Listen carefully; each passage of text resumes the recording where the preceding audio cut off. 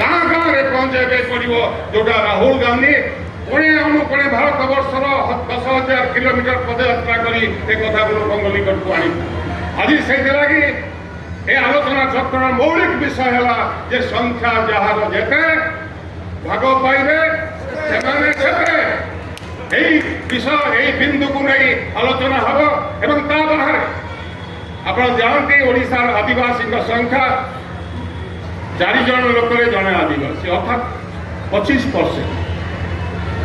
ଆପଣ ଜାଣନ୍ତି ଆଜି ଓଡ଼ିଶା ଅକ୍ସନ ହେଉଛି, ଆପଣ ଜାଣିଛନ୍ତି ଓଡ଼ିଶା ଅକ୍ସନ ହେଉଛି ଆଗ ପଞ୍ଚାୟତରେ ଯଦି ସାଇକେଲ ଚୋରା ସାଇକେଲ ହେଲା ତାକୁ ଅକ୍ସନ ହେଉଥିଲା, ପୋଲିସ ଷ୍ଟେସନରେ ପୁରୁଣା ଗାଡ଼ି କିଏ ଭୁଲ ଭାଲ କରିଛି ତାକୁ ଅକ୍ସନ ହେଉଥିଲା, କିନ୍ତୁ ଆଜି ମୋହନ ମାଝୀ ଏବଂ ନରେନ୍ଦ୍ର ମୋଦି ଓଡ଼ିଶାକୁ ଅକ୍ସନ କରୁଛନ୍ତି। ଯଦି ଖବରକାଗଜରେ ଆପଣ ପଢ଼ୁଥିବେ କି ଜାଣୁଥିବେ କିଛି କିଛି ଓଡ଼ିଶାର ପାହାଡ଼ ପର୍ବତ ସବୁକୁ ଅକ୍ସନ କରାଗଲାଣି।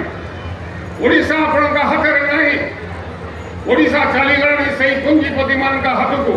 ଓଡ଼ିଶାର କୋଇଲା, ଓଡ଼ିଶାର କ୍ରୋମାଇଟ୍, ଓଡ଼ିଶାର ବକ୍ସାଇଟ୍, ଓଡ଼ିଶାର ମ୍ୟାଙ୍ଗନିଜ୍, ଓଡ଼ିଶାର ଲୁହାପଥରର ମାଲିକ କିଏ ହେଇକି ବସିଛନ୍ତି ଏ ରାଜ୍ୟରେ? ପାହାଡ଼ ଆମର, ନଈ ଆମର, ଏ ଜମି ଆମର।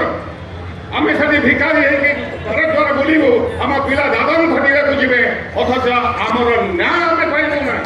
ଯୋଉ କଥା ଆମ୍ବେଦକର ଲେଖିକି ଯାଇଥିଲେ ଯେ ଜମି ଯଦି ମୋର ହେଲା ତାର ଭାଗିଦାରୀ କାହିଁ?